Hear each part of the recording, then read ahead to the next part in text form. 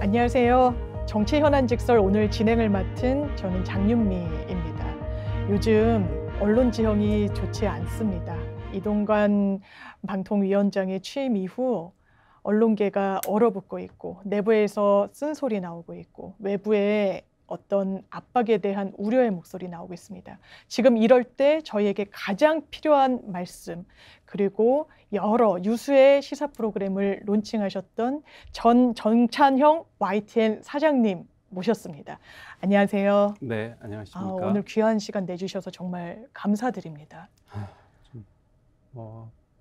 약간 시청자들한테 또 국민들한테 좀 죄송하다는 생각도 있어요. 언론이 좀 더 치열하게 제대로 보도를 했더라면 오늘날과 같은 이런 그 참담한 상황들이 과연 그 벌어질 수 있었겠는가. 네.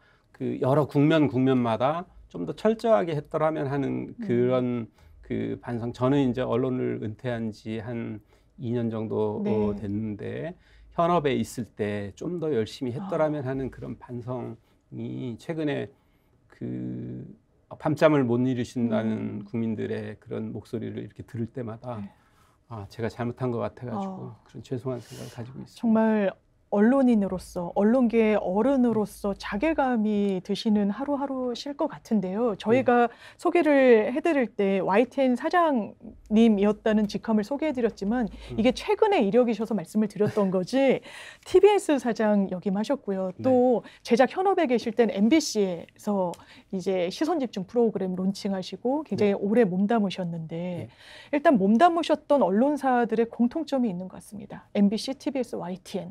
다 공적 소유 구조를 갖고 있는 언론사이다. 맞습니다. 라고 해서 정부의 어떤 견제랄까요? 이런 데서 더 자유로울 수가 없는 구조적인 부분을 갖고 있는데 이런 위기의 공영방송, 지금 지적, 우려 상당히 많이 나오고 있는데 이런 부분에 대한 소회 어떠십니까? 예. 그 제가 근무했던 곳이 세 군데가 다 공적 언론사, 공적 소유 구조.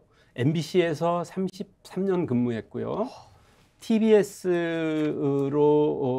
대표로 옮겨가서 2년 반 근무했습니다. 그리고 YTN에서 3년 근무를 했는데 이런 공적 소유 언론사의 그 대척점에 반대 쪽에 있는 곳이 이제 사형 언론들이라고 저는 그 표현을 하는데요. 공적 소유의 반대는 사적 소유.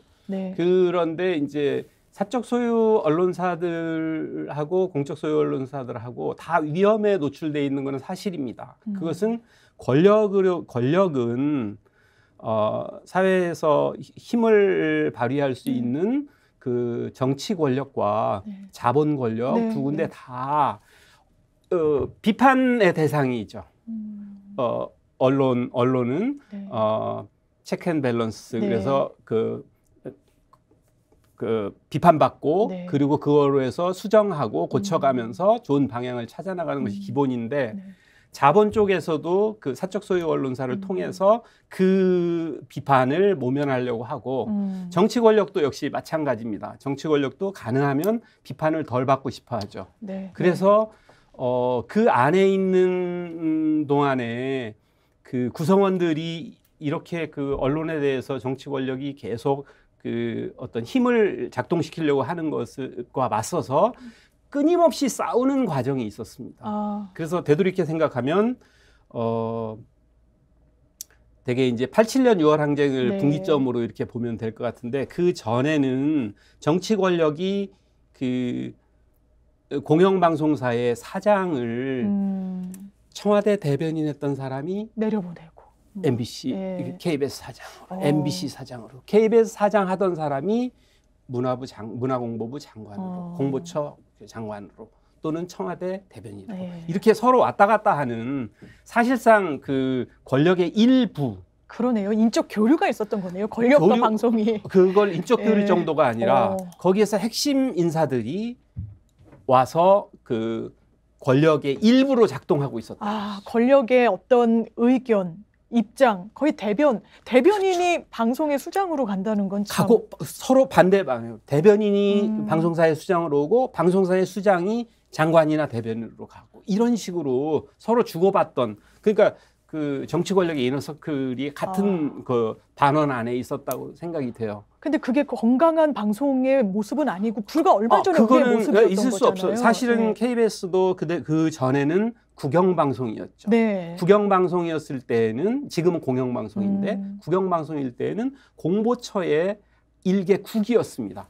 방송국이라는 이름은 방송국이라고 그러잖아요. 네. 방송사가 맞는데 왜 방송국이라고 그럴까? 국, 그 한자로 일개 국이었어요. 정부 산하 기관의 하나의 그렇죠. 국이라는 공보처의 의미가 있는 방송국. 거네요. 그래서 거기 방송국 안에 KBS가 있었기 때문에 그런데 이게 1974년에 방송공사법에 의해서 독립됐죠. 방송사가 된 게 그때 그렇죠. 74년인 그렇죠. 거네요. 방송 그렇게 해서 독립이 되면서 독립이 됐지만 여전히 대통령이 임명하는 구조였고 그리고 독립성이라고는 찾아보기 네. 힘들 정도로 뭐 여러 가지 안타까운 일들이 많이 있었죠. 네. 그런데 이제 87년을 기점으로 해서 그 87년에 6월 항쟁 국면에 네. 사실은 언론사 저는 이제 82년에 입사했는데 그러셨군요. 네. 그러니까 그 50의 국보위가 80년에 그 해고 및 방송 통폐합을 통해서 언론을 완전 장악하고 군사 독재를 시작한 이후에 2년 뒤에 제가 이제 대학을 네. 졸업하고 취직을 했는데 그때는 위에서 시키는 대로 하던 시대였어요. 입사하셨던 그 시절에는요. 예. 그래서 그렇게 했는데 87년에 이르러서 6월 항쟁 국면에 밖으로 나갔을 때 시민들한테 돌팔매를 맞기도 했어요. 충기차가 돌팔매를 방송인이라는 맞기도 이유로 했어요. 그렇죠. 방송에 대한 신뢰가 너무 떨어져 있었기 맞습니다. 때문에 저는 이제 84년 그 총선 때 네. 그 취재를 나갔었거든요. 네. 이민우 당시 신민당 총재의 그 출마 지역구에서 그 이민우와 민정당 이종찬 후보가 둘이서 격돌을 하는데 네. 거기를 취재하러 녹음기를 들고 취재를 나갔는데 거기서 멱살을 잡혔어요. MBC 소속인 걸 알고요. 맞습니다. 거기에 로고가 찍혀 있었는데 빨간색 로고가 달려 있는 옛날에 MBC 로고 MBC 기억나요. 로고였어요. 예. 그런데 그걸 보고 그 전날 이 선거 유세 장면을 보도한 뉴스 9시 뉴스 시간에 뉴스 데스크 시간에 사실은 아주 나쁜 짓을 했어요. 그러니까 일단은 후보들의 얼굴을 안 내보내고 입만 내보냈어요. 화면에요. 화면에 입만 그 이민우 후보와 이종찬 네. 후보의 입만 내보냈는데 제가 현장에서 봤을 때 이종찬 민정당 후보가 얘기를 했을 때 사람들이 야유가 있었고 이민우 후보가 연설을 했을 때 박수가 있었는데 네. 이걸 바꿔서 냈어요.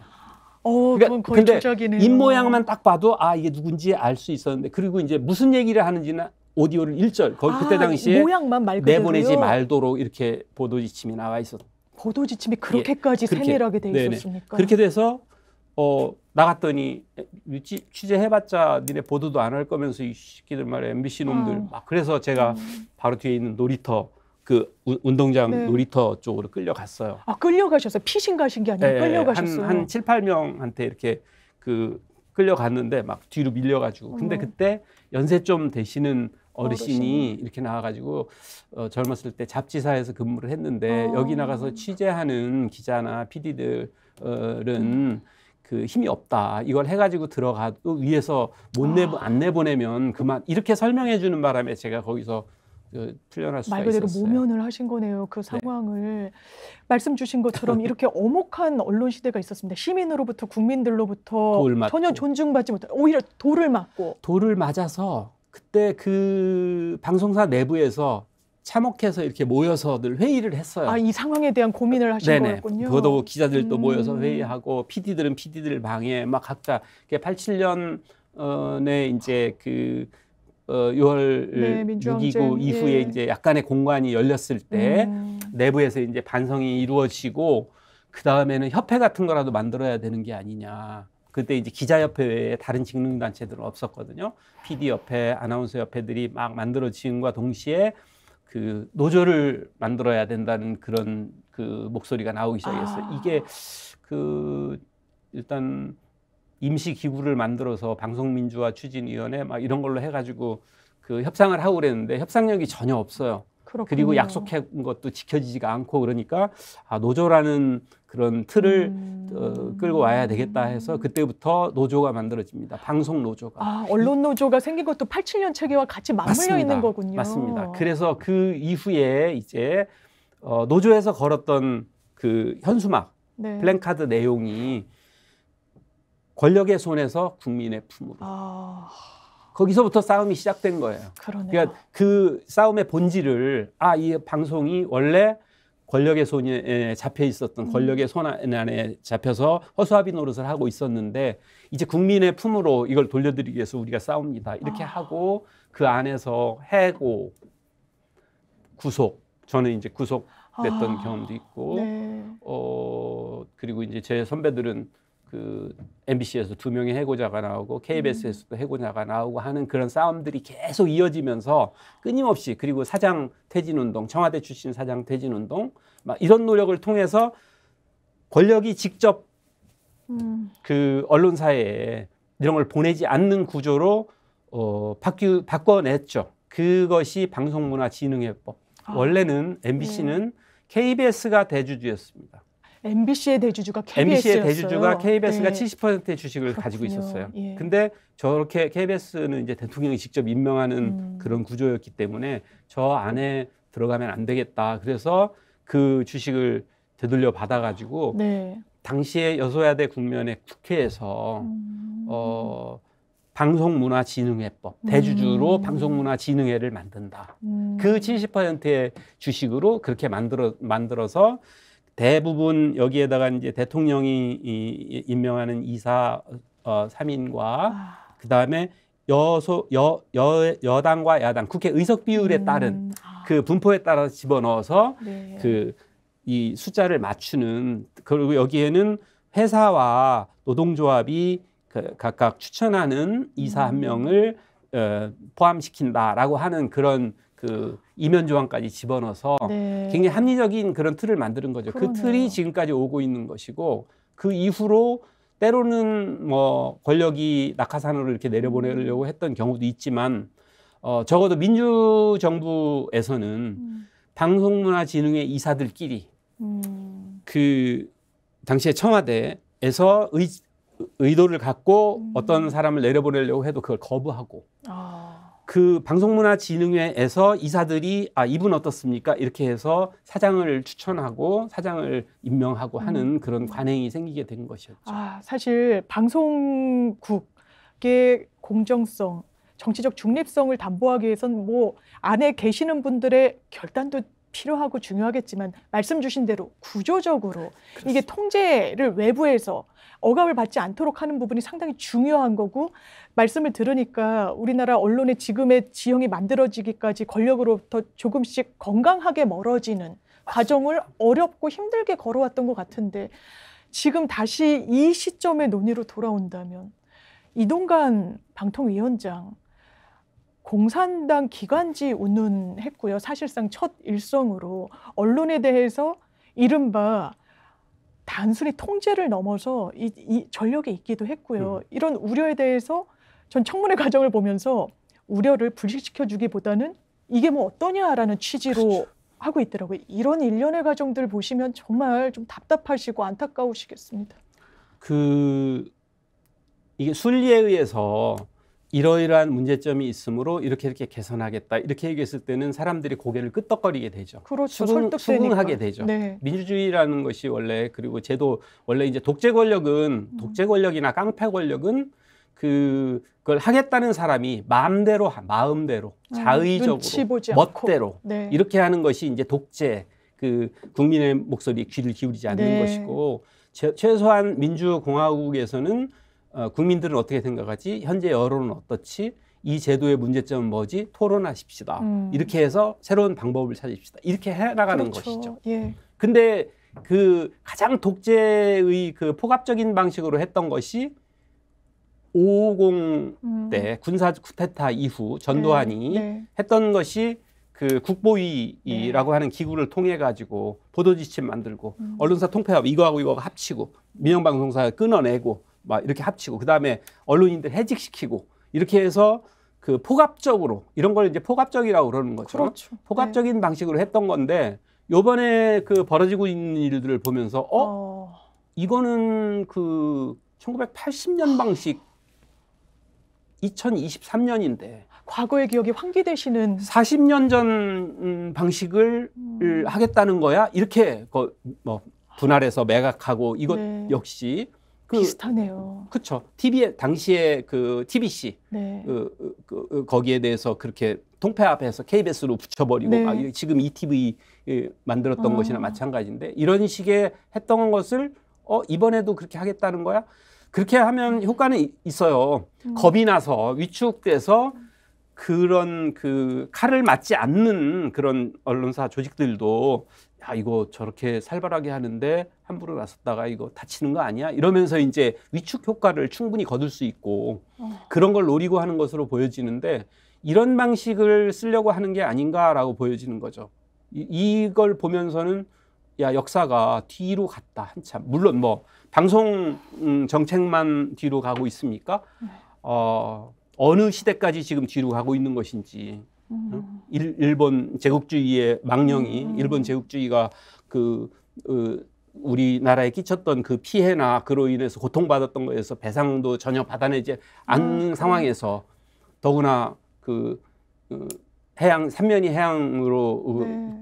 둘러싸여 있는 나라에 바닷물에 독극물이 사실상 뿌려지는 이런 상황을 그냥 허용해버리는 이런 것까지 역사가 퇴행한 걸 보면은 암담하기만 한데 방송 정책에 있어서도 최소한 그 정도까지 후퇴하려고 하는 게 아닌지 하는 그런 우려가 있습니다. 그렇죠. 저는 이제 CBS에 한 7년 정도 다녔었기 때문에 입사를 했더니 그 50 때 통폐합됐던 얘기를 선배들이 정말 많이 하시는 거예요.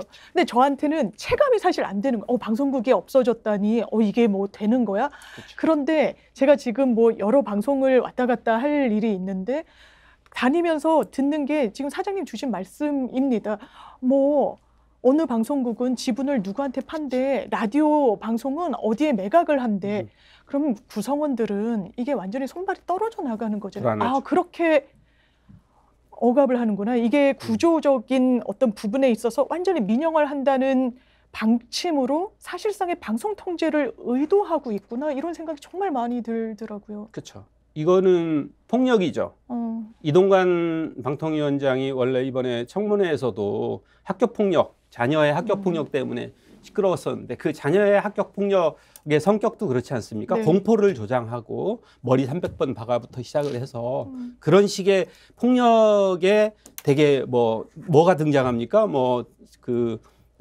드라마나 실제 피해 사건들을 그렇죠. 보면은 막, 흉기 네. 야구방망이 막 이런 거를 들고 공포를 조장하면서 벌어지는 일들이지 않습니까? 네. 근데 지금 언론에 대해서 하는 것도 거의 이런 식 아닌가요? 저는 느껴지기에 다른 언론인들, 언론사 사람들이 네. 굉장히 막 불안해하고 있다라고 하는 것이 맞습니다. 폭력적이기 때문에 그리고 방통위원장부터 시작을 해서 한상혁 방통위원장, 그다음에 KBS 남영진 이사장, 네. 그다음에 MBC의 줄줄이 박문진, 해고를 권태선 했잖아요. 이사장 네. 등을 해임하는 네. 과정을 보면 이게 법률가시니까 잘 아시겠지만 잘못한 부분에 대해서 감사 결과나 범죄 사실이나 이런 것들이 축적이 되고 그것에 대해서 충분히 소명할 수 있는 그리고 이제 토의가 충분히 이루어지고 심리가 이루어진 뒤에 이것은 해임의 사유에 충분하다라고 하는 그런 합당한 근거가 돼야 되잖아요. 그렇죠. 근데 이번에 절차를 보면 그런 게 전혀 안 되고 있죠. 번개불에 콩. 이거는 포괄적이라는 거죠. 이거 폭력적인 것이고 제도와 시스템을 파괴해버리고 있다는 것이죠. 그래서 제가 최근에 언론 인터뷰 직접 하신 걸 봤더니 역사상 이런 전례가 없다라고 말씀 주고 거의 칼부림에 가깝다라고 저는 그렇게 느꼈어요. 최근에 지하철역 같은 데에서 있었던 칼부림이 미친 거 아니야라고 이렇게 보면서 부담을 느꼈는데 지금 벌어지고 있는 일들이 무슨 차이가 있지라고 느껴지는 거죠. 왜냐하면 다치는 사람이 있으니까요. 다치는 사람이 있고 그 방식이 굉장히 잔혹하고 그다음에 최소한의 저 소명의 절차라든가 이런 걸 통해서 차분하게 좀 진행이 되고 있는 것이 아니고 나중에 설령 그런 절차상의 미흡이라든가 해임 사유의 부당성으로 인해서 원상복구의 그런 판결이 나온다고 한들 무슨 그때는 소용이 시간이 있습니까? 지난 뒤이기 때문에 네. 의미가 없다라는 거를 정현주 그러니까요. 전 KBS 사장의 해임 사태 때 네. 그걸 경험했다는 거죠. 그걸 바탕으로 해서 이런 짓을 벌이고 있는 것 같은데 이번에 또 방통심의위원장으로 있었던 정현주 전 KBS 사장을 또 해임하는. 그렇더라고요. 그러니까 이 정권이 그 MB 정권 때 그렇게 했었는데 그러니까요. 이번에 그 이동관 그 체제에 의해서 다시 또 이렇게 되는 거니까. 아니 언론 분노한다는 장악에 거의 데칼코마니라는 생각이 들어요. 정현주 사장이 다시금 소환이 되면서 그리고 언론인에 대한 공포감 말씀 주셨는데 제가 CBS에 기자로 있을 때 저희 동료가 2천만 원 소송을 당했었습니다. 이 기사와 관련해서 본인이 정말 안타깝지만 잘 견디질 못하더라고요. 왜냐하면 이 기자한테는 너무 스트레스가 됐어요. 이 연장선상에서 이동관 위원장이 YTN에 무려 수억 원, 8억인가요? 뭐 3억, 5억을 했나요? 이런 천문학적 액수, 아마 본인도 이게 전부 인용되지 않을 걸 알 거라고 생각합니다. 이런 행태에 대해서는 정말 좀 비판이 가해져야 되는 거 아닙니까? 그 경우도 마찬가지입니다. 이 손배 소송의 내용으로 처음에 이제 그 배우자 청탁 의혹 때문에 맞습니다. 보도된 YTN 거죠. 보도, 거기에 예. 반대 증언이 나온 거죠. 그러니까요. 이 사람의 이동관 씨의 답변하고 전혀 다른. 네. 이건 전혀 다른 사항이네. 그건 뭐냐면 즉시 돌려줬다였는데 그걸 돌려받은 사람이 즉시 돌려받은 거 아니다라고 얘기하는데 그걸 보도해야 되지 않습니까? 그런 진술이 나오면 그걸 보도해야 되는 게 언론의 의무죠. 그리고 그 진술이 틀렸다라고 그러는 거는 본인이 입증해 보이면 되는 거죠. 통장으로 입금했으면 통장으로. 그다음에 그러니까 돈을 받았다고 했으니까요. 돈을 전달했을 때 네. 어떻게 전달했는지 그리고 증언과 이걸 첨부해서 또는 아니면 법원 판결문에 이렇게 나와 있다라고 하면서 주장을 하든지 그렇게 하면 되는 건데 5억 원의 손배 처음에 5억 원 손배. 네, 그랬습니다. 5억 원 손배를 그리고 하는 걸 거리에 그 붙은 걸 갖고 3억 원을 아마 추가로. 그렇죠. 그거는 그 방송 사고죠. 사고죠. 그거는 네. 이를테면 아마 사이코패스의 맞습니다. 어떤 기사에 네. 그 사진이 다음 기사로 준비되어 네. 있던 이동관 씨의 그 사진이 아이고. 나간 것으로 네. 알고 있는데 그것은 누가 보더라도 의도한 사건이라고 볼 수가 없어요. 그렇죠. 그리고 그건 방송 중에는 곧잘 그렇게 그런 사고가 안 나야 되지만 곧잘 날 수 있는 사고고 난 다음에 즉시 사과를 했고 보도에서 네. 그러면은 거기에 대해서 피해가 발생하려면 그게 장시간 노출되고 또 사과하지 않고 어떤 의도를 가지고 계속 사람한테 고통을 주는 그런 게시를 했다면 모르겠으나 그게 아니면 그 경우는 그 유감 표명을 받고 사과를 받는 정도지 그게 피해 보상으로 3억 원어치를 요구할 수 있는 일인가? 그런 압박을 위한 의도가 아니면 사실 이 선택을 하기는 어려운 것 같습니다. 그렇죠. 예.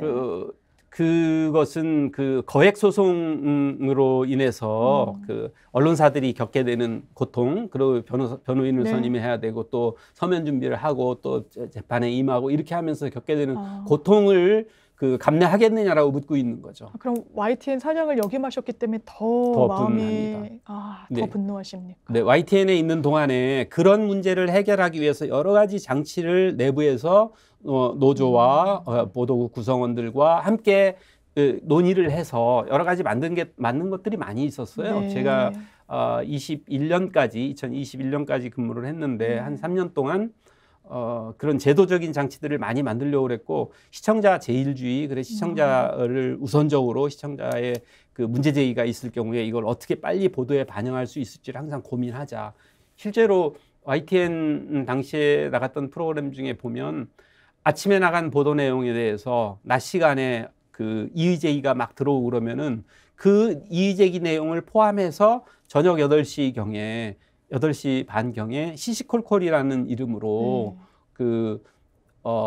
일종의 옴부즈만 프로그램을 만들었어요. 아, 그러셨군요. 스스로 팩트 체크를 하는 거죠. 이건 보도국에서 만드는 게 아니라 보도국이 만든 기사를 시청자 센터에서 크로스 항의 체킹을 전화를 하는 받게 거군요. 되면 아. 항의 전화를 받거나 네. 팩트 체크가 문제가 있다라고 댓글이 올라오는 걸 보면은 그 자체 회사에서 만든 뉴스에 대해서 팔로우를 해가지고 요것은 그 다음에 기자는 어떻게 답변하고 있는가, 데스크는 어떻게 답변하는가, 이걸 집어넣어서 이것을 뭐 한 달에 한 번, 일주일에 한 번 이게 아니라 즉시 반영하는 그런 식의 노력을 했던 것이죠.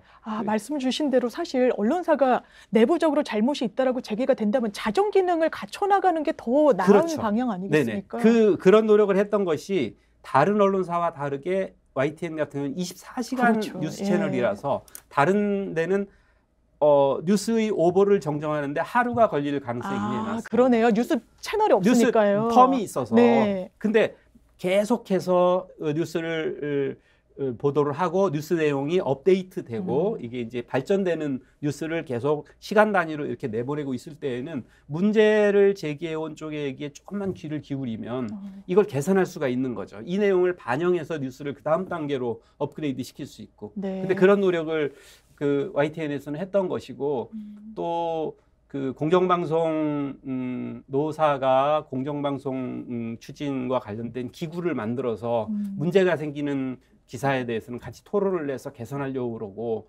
이것은 그 아까 얘기한 재벌이나 자본이 가지고 있는 그런 사형 언론에서는 찾아볼 수 없는 그런 데서는 그런 활동을 하지 않는데 여기 그 YTN에서는 그런 노력을 더 했죠. 그런 노력을 더 해서 결과적으로 지금 공격받고 있는 공영방송사의 대부분이 네. 제가 몇 가지 그 데이터를 네, 들어서 설명을 해보자면 네. 여러 그 과학적인 조사 지표에서 신뢰도와 공정성에서 다 상위권입니다. 놀랍게도. 정권에서 문제가 있다라고 이번 말하는 정권이 방송들이요. 이번 정권이 표현하는 것이 뭐 공산당 언론, 공산당이라고 그랬죠. 그다음에 뭐 24시간 그 정부 욕만 하고 있다는 그 대통령이 야당 직접 장악 그랬죠. 언론, 네. 뭐 도대체 어떤 근거로 그런 말을 하는지 네. 그런 표현을 쓰고 있는 언론사들에 대해서 가장 그 참고가 될 만한 자료가 옥스포드 대학의 로이터 저널리즘 연구소. 그게 산하 기관으로 갖고 예, 있는 옥스포드 연구기관이니까. 대학의 부설 연구기관인데 네. 로이터 저널리즘 연구소가 우리나라의 전 세계의 언론들, 전 세계의 언론 상황들을 모니터해서 그렇군요. 그 연구 조사를 매년 발표를 하는데 네. 우리나라에 대한 연구 조사 발표 결과에 보면 지금 얘기한 MBC, YTN, KBS가 네. 상위권이에요. 거의 지금 이 정부의 공공의 적처럼 돼 있잖아요. 공공의 적이라고 돼 있는데 네. 그 데이터에 따르면 신뢰도도 가장 높고 공정성에서도 가장 높은 평가를 많이 받고 있습니다. 이게 시민들에게, 전문가들에게. 그렇죠. 그래서 영향력에서도 그 시청자들이 다 인정해 주는 그런 데이터가 나와 있습니다. 여기 올해 6월경에 발표된 네. 조사 발표를 보면 우리나라 언론 신뢰도가 28%로 낮아져 있긴 한데 이 상태에서 가장 높은 점수로 나온 곳이 MBC죠. 그렇군요. 아니 제가 지상파한 기자랑 밥을 먹을 일이 있었는데 이제 MBC 기자는 아니었어요. 네. 그런데 이 정부가 출범하고 나서 MBC 뉴스의 시청률이 상당히 올라서 되게 긴장을 하고 있다는 얘기를 하더라고요. 그렇죠. 왜냐하면 전 정부 때 저도 MBC 뉴스를 잘 안 봤던 기억이 나거든요. 네. 근데 이게 신뢰랑 연동되는 거 아니겠습니까? 꼭 봐야지 해서 보는 게 아니라 이 뉴스가 진실을 전해주는구나라는 인식을 심어주니까 보는 맞습니다. 거 아니겠습니까? 그게 이제 사람들이 믿고 보는 이 방송 정도면 믿고 봐도 되겠네 하고 신뢰 점수를 미리 주고 있는 거죠. 과거에 보도했던 내용들을 참고를 해서 평가 점수를 내놨기 때문에 그게 이제 시청률로 나타나는 거고 영향력 평가를 할 때도 그게 나타나는 건데 네. 그렇게 해서 그 MBC 그리고 KBS도 높은 점수를 받게 되죠. 여기서 KBS도 높고 그다음에 YTN도 높은 점수를 받게 되고 이렇게 되고 반면에 사형 언론들 지금 사주가 사설이나 있는 지금 예. 사설이나 이런 데에서 공영방송 이대로 두면 안 된다라고 소리 지르고 있는 엄청 많이 그 언론사들이 쓰더라고요. 이 평가에 따르면 로이터 저널림 연구소 평가에 따르면 표를 보시면 알겠지만은 맨 하위권이죠. 이 30개 언론사 중에 15개 매체에서 맨 하위권이에요. 이게 국내 어떤 전문 기관의 평가가 아니잖아요. 맞습니다. 세계적인 언론을 다 다루는 기관의 평가인 거잖아요. 이거는 이제 브라질, 영국, 미국 이런 식으로 각 그 조사를 한 것 중에 그 중에 한국 부분만 제가 이제 발췌를 해서 얘기하고 있는 거예요. 이걸 이런 데이터가 있는데 이런 과학적인 데이터에 대해서 한 마디도 안 하고 있죠 지금. 그렇죠. 그리고는 예. 그 편파 방송, 불공정, 자기 머릿속에서만 그렇게 얘기하고 있는 거예요. 본인들의 기조에 반대하면 언론의 그게 역할일 텐데 그렇죠. 무조건 욕하고 볼 필요 없다라고 민주당 야당에 장악됐다라고 하고 그런 인식으로 건강한 방송 풍토 언론 지형이 생길 수 없다라고 생각이 많이 듭니다. 야당에 장악됐다느니 노조가 뭐 장악을 하고 있다라니 노영 방송 소리도 나왔죠. 네. 그 취임 맞습니다. 일성에서. 이동관 씨. 아까 그 권력의 장악에 맞서기 위해서 법률의 테두리로 들어가서 맞서 싸워야 되겠다 해서 노조가 결성이 됐다고 그랬잖아요. 네. 그래서 방송사에는 이런 노조가 있고 이거는 이제 각 그 기자, PD, 아나운서 그 안에 있는 구성원들이 저기를 하는 건데 네. 이 안에 노동조합도 진보 노동조합이 있고 보수 노동조합이 있습니다. 네. 그래서 각각 자기가 원하는 곳에 들어가게 되는 거예요. 그리고 다수를 점하고 있는 구성 비율이 큰 노동조합하고 회사가 협상을 해서 여러 가지 제도도 만들고 이렇게 하는데 저 같은 경우도 그 초창기에 노동조합의 그 구성원이었고 그게 아까 얘기한 대로 88년, 네. 87, 8년부터 노동조합을 했으니까 그 다음에 제가 나이가 들어서 네. 2000년 정도 됐을 때에는 제가 이제 부장급 이렇게 간부가 되니까 이제 되시는 그럼 거예요. 간부가 되는 네. 거고 저는 이제 그때 당시에 지금 예를 하나만 들어보이면 그게 이제 DJ 정부 때였거든요. 네. 김대중 정부 때 청와대 쪽의 의사하고는 뭐 무관하게 구성원들이 이제 세상도 바뀌었으니 우리가 그 사장을 한번 제대로 뽑아보면 어떨까. 박문진 이사님들이 그런 회의를 했다고 그래요. 그래서 김중배 그 동아일보에서 권력이 이제 자본의 손으로 넘어갔다라고 통탄하면서 이제 회사를 그만두셨던 김중배 대기자를 그때 언론개혁 12년대라고 하는 그 단체의 그 대표를 맡고 계셨었는데 그분을 사장님으로 모셔왔었죠. 당시에 조선일보하고 그 신한국당이죠. 네. 신한국당에서 그 좌파 출신 이다라고. 그 다음에 청와대 낙하산 이렇게 공격을 했어요. 그런데 자기들도 취재를 해보니까 청와대 낙하산은 아니네 하는 데까지는 내부 논의 인정을 했어요. 결과였으니까. 왜냐하면 금방 네. 자기들이 확인을 해보니까 이거 청와대 낙하산이 네. 아니네. 그래서 나중에 사과했어요. 청와대 낙하산이라고 한 것은 잘못됐다라고 얘기를 할 정도였어요. 그렇군요. 네, 그렇게 될 정도였고 그 뒤에 노무현 정부 때도 마찬가지고 네. 노무현 정부 때도 보수적인 분이 나중에 사장이 되기도 해요. 그 박문진 이사진들이 보기에 이런 분 정도면 되겠네 해서 이거 내부 출신 김중배 사장 이후에 내부 출신 중에서 하면 어떨까 그래가지고 그 이긍희 사장이란 분이 되는데 네. 그분 같은 경우는 진보적인 이사가 아니에요. 그렇게 되기도 했고 그 다음에 저 문재인 정부 때도 제가 알기로는 방송문화진흥회에서 꼼짝도 하지 말아줄 것을 요구를 했어요. 여기서 알아서 한다. 방송문화진흥회 관여하지 말아라. 그렇죠. 예. 그렇게 독립성을 그렇게 확보를 하려고 그렇게 노력을 했던 것이죠. 그런 노력을 해왔는데 지금 하고 있는 건 뭡니까? 이 정부가 하려고 그러는 거. 이명박 정부 때의 그런 국정원 문건들, 박근혜 정부 때의 블랙리스트, 실질적으로 고충을 겪은 분들이 계셨고 이게 정말 뭐 민주당이 맞고 국민의힘이 틀리고가 아니라 옳은 방향성이란 건 분명히 있다라는 생각이 들고 네. 제가 또 하나 여쭙고 싶은 게 제가 모두의 말씀드렸다시피 유수의 시사 프로를 론칭하셨다 말씀드렸는데 제가 정확한 정보를 드린다면 요즘 네임드라는 말이 있더라고요. 젊은 사람들이 쓰는 것 같아요. 네. 그러니까 완전히 레전드다 뭐 이런 거 같은데요. 이 사장님께서 론칭한 프로를 제가 좀 말씀을 드리자면 지금 이제 김종배의 시선집중, 과거에 손석희의 시선집중 처음에 그 2000년. 프로를 벌써 20년 전이네요. 그 프로를 만드셨고 맞습니다. 그리고 세계는 그리고 우리는. 맞습니다. 그리고 이게 2003년. 그리고 많은 분들이 애정하시는 TBS의 뉴스공장. 이게 2016년에 만들어집니다. 2016년 가을에. YTN에서 저는 정말 서정적인 뉴스 제목을 본 적이 없는 뉴스가 있는 저녁. 뉴스가 있는 저녁. 왜냐면 그 네이밍을 고민하셨던 YTN 기자님이 엄청 서운해하시더라고요. 지금 없어졌거든요. 이 모든 뉴스에 정말 시청자분들이 많이 보시고 공감하고 같이 분노했던 뉴스를 전달해주던 그 통로 역할을 했던 이 프로들을 다 론칭하셨잖아요. 예. 그러면 감회가 진짜 새로우실 것 같고. 감회가 새롭고 네. 거의 그 앞에 말씀해주신 시선집중 그리고 2003년에 김미화의 세계는 그리고 우리는 이 프로그램의 진행자들이 결국 이동관에 의해서 블랙리스트에 올라서 그게, 여기서 진행했던 드러났죠.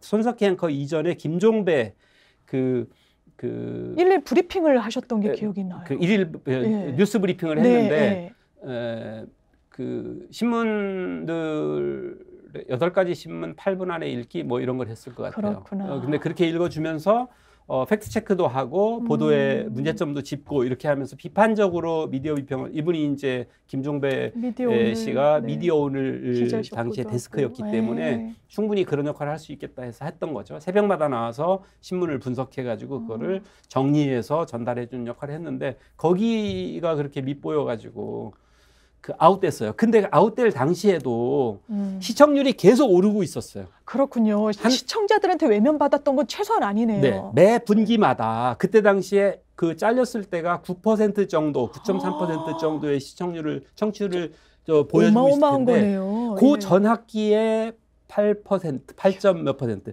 그 전에 7점 몇 퍼센트 이게 상승 곡선을 그리고 있는데 그렇군요. 그때 그걸 그 김종배 씨를 아웃시키면서 시청률 개선 등을 위해서 청취율 개선 등을 위해서 아웃시킨다라고 말도 안 되는 이유를 얘기했던 그게 표면적인 이유였었어요. 그 말도 안 되는 이유를 된 거예요. 시청률이 그 조사도 거예요. 안 하고 제대로 준비도 안 된 채 시청률 등 개선을 위해서 시청률 청취율을 개선을 위해서면은 청취율이 올라가고 있기 때문에 더 보존을 했어야 될 당연히요. 자원이었죠. 네. 그리고 결국 손석희 앵커를 아웃시켰고 나중에는 김미화 씨를 아웃시켰고 이 과정이 그때 당시에 물론 이 세 분뿐이 아니라 나중에 이제 윤도현 씨도 그만두게 되고 나중에는 신해철 씨도 고스트 스테이션도 고스트 스테이션 제가 했었는데 네. 그런 식으로 방송하고 김어준 씨도 그때 아웃됐습니다. 김어준 씨 저녁에 시사 프로도 아니었어요. 김어준 씨는 색다른 상담소라고 하는 그 청소년들의 그 상담 프로 같은 걸 하고 있었는데 시사도 심지어 시사도 아니었는데요. 아니었습니다.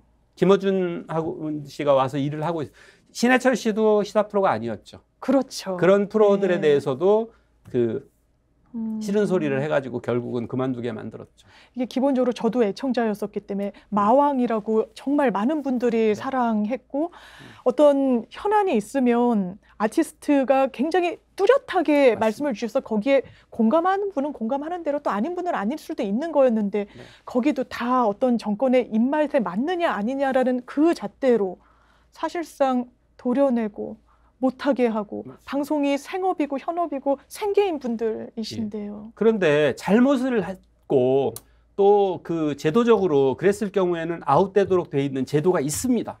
방통심의위원회 규정에 그 중징계가 누적이 되면 관계자 징계를 할 수 있고 출연자 그 관계자 징계라는 거는 출연자에 대한 그 어떤 출연 제한 같은 것도 거기서는 그 한할 수 있는 거죠. 네. 근데 그렇게 되려면 상당한 이유가 있어야 되고 그 중요도가 엄청 높아서 이것은 출연하지 못하도록 해야 되는 어떤 이유가 있겠다라고 하면은 그런 조치를 하면 돼요. 이게 법과 규정에 따라서 하는 거거든요. 근데 그때 당시에 아까 얘기한 그 프로그램들의 주요 진행자들과 출연자들을 쫓아낼 때의 그 논리는 그런 게 없는 비과학적인 자의적인 그런 행패였던 것이죠.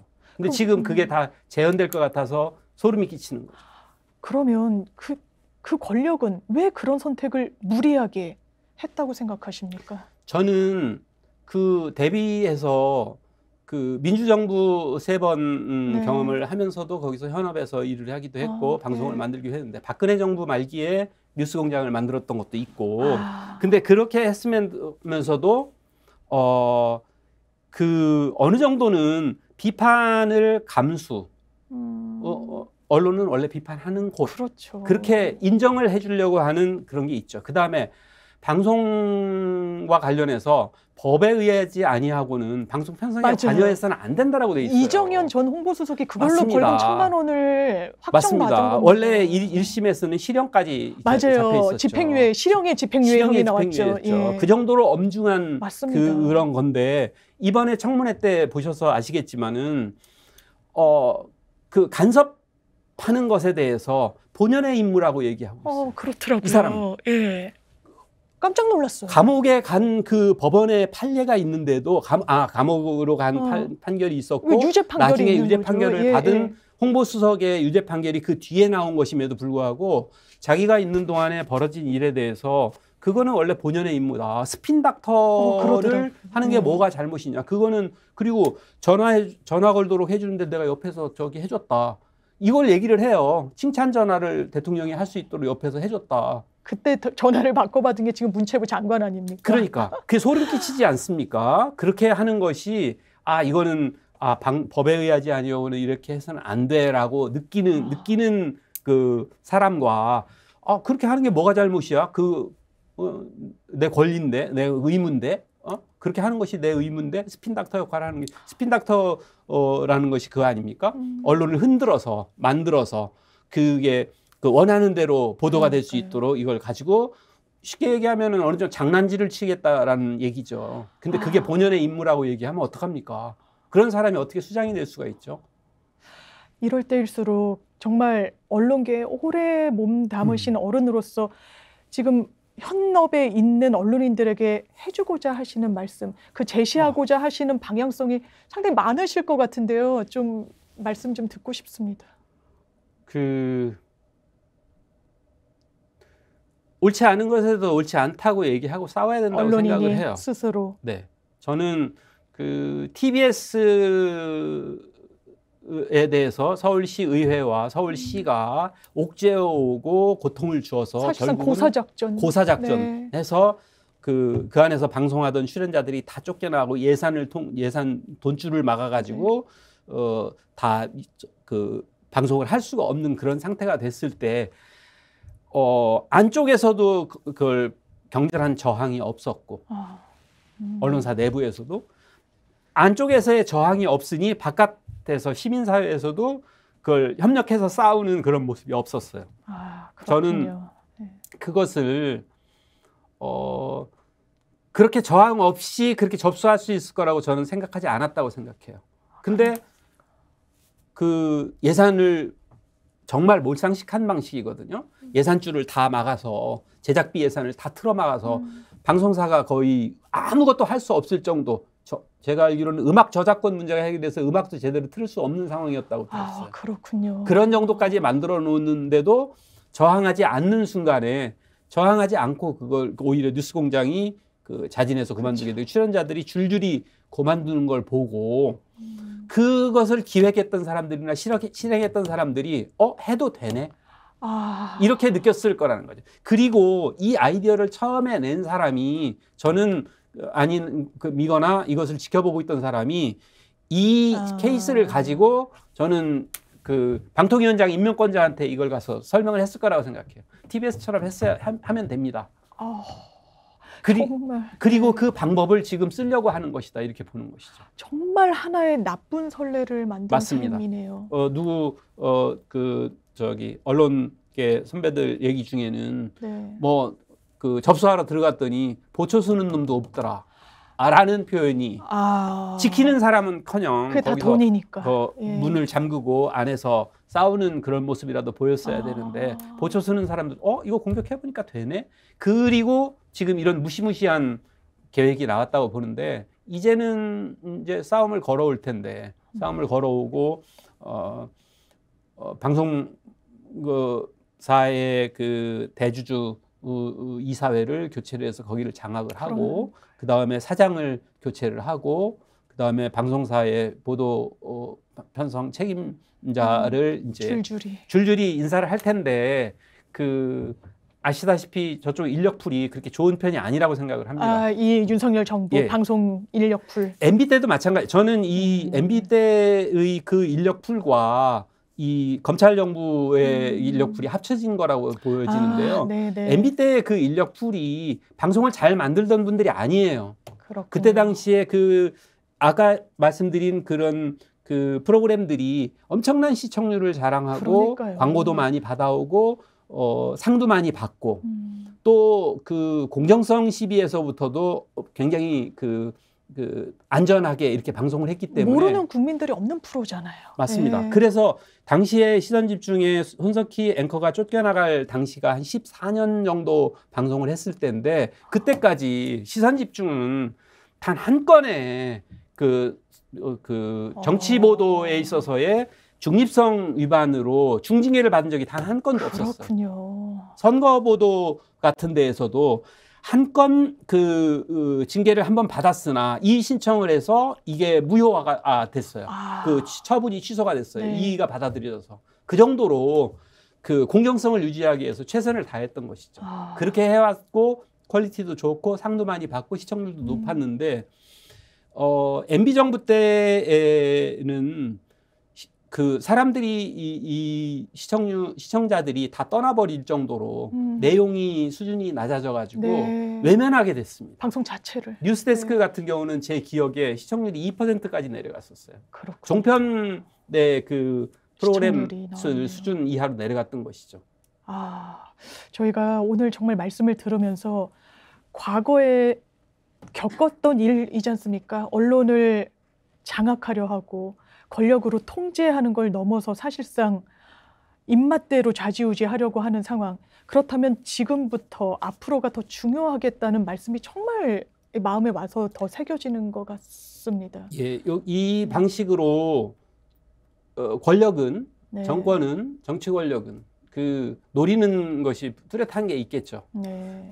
국정 운영을 잘해서 원래 지지도를 높이고 그래야죠. 그렇게 해서 선거를 치러서 그 의회를 서포트해 줄 수 있는 그 여당을 탄탄하게 구성하고 이렇게 그 목표를 잡아야지 정상인데 네. 국정 운영 능력이 얼마나 엉망인지는 이미 확인이 되고 있지 않습니까? 그렇습니다. 어이없는 납득할 수 없는 해괴한 일들만이 벌어지는 그 사건이 사건을 덮고 악재가 악재를 네. 덮는 이런 상황에서 언론을 통제해서 언론이 제대로 보도하지 못하게 하고 찬양하는 언론, 애완견 언론 이렇게 목표를 삼고 있을 텐데 그러면 이제 전두환 때의 그 언론 같이 되는 거죠. 땡전 뉴스라고. 네, 기억납니다. 저도 예. 어렸을 때. 땡 하면 전두환 대통령은 네. 오늘이고 그 뉴스 끝날 때쯤에서 한편 이순자 여사는 오늘.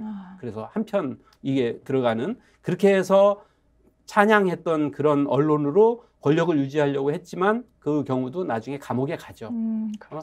정권 연장도 안 됐고. 네. 근데 그렇게 했던 것처럼 이번에 또 시도를 할 텐데 저는 이것이 실패한다라고 하는 그 목표 자체가 잘못됐다. 옛날 방식이다. 이거 50년 전 방식이다. 그러네요. 이런 방식으로 그 광주에서 그 5.18의 그 학살이 벌어지고 있을 때 언론을 통제했죠. 기자들 그렇죠. 못 들어오게 하고 또 폭도로 몰아세우고. 보도를 네. 하도록 하고 그 결과로 그 진실이 감춰질 수 있다고 생각했는지 몰라도 결국은 그 외신 비디오에 의해서 힌츠페터 네. 그 비디오에 의해서 손에 손으로 이게 전달이 돼서 결국 그 진실이 알려지게 되고 그로부터 그 87년에 이르러 이게 그 권력을 가라앉히는 이렇게 되기도 하는데 민심의 배를 밀어가기도 하지만 그 경랑이 이 민심이 바람이 화가 나면 배를 뒤집어 엎죠. 네. 저는 뒤집어 엎는다고 보는 것이죠. 근데 안에서 싸우는 언론인들이 87년에 저는 한번 빚을 졌다고 생각을 해요. 국민들께. 그때 국민들이 민주 운동으로 그 네. 고통받으면서 그때 당시에 얼마나 많은 사람들이 희생을 했습니까? 맞습니다. 목숨을 잃어가면서 네. 그렇게 싸우고 고문당해 가면서 싸우고 그렇게 해서 얻어놓은 민주주의 위에 KBS, MBC가 이만큼까지 왔는데 이것을 분해하고 팔아먹고 뭐 이렇게 하겠다고 하는 이 권력 앞에 저는 싸워야 된다고 생각을 해요. 네. 그 싸워야 되는 부분이 87년에 빚졌던 거를 일부 아. 갚는 방법이기도 하고. 정말 오늘 말씀 듣다 보니까 제 마음이 뜨거워지는 것 같습니다. 정말 오늘 귀한 시간 내주셔서 너무 감사드리고 네. 앞으로도 정말 분기점 때마다 그리고 정말 조언이 필요할 때마다 모시고 싶다는 간절한 바람이 또 생기기도 했습니다. 오늘 정말 시간 내주셔서 감사합니다. 네. 오늘 정찬영 사장님 말씀 듣는 정말 소중한 시간이었던 것 같습니다. 말씀을 듣다 보니까 이건 언론인만의 문제가 아니구나. 국민들, 우리 시민들의 문제구나라는 걸 정말 크게 깨닫게 되는 시간이었던 것 같고요. 오늘 정치현안 직설 이만 마치도록 하고 또 다음에 인사드리도록 하겠습니다. 감사합니다.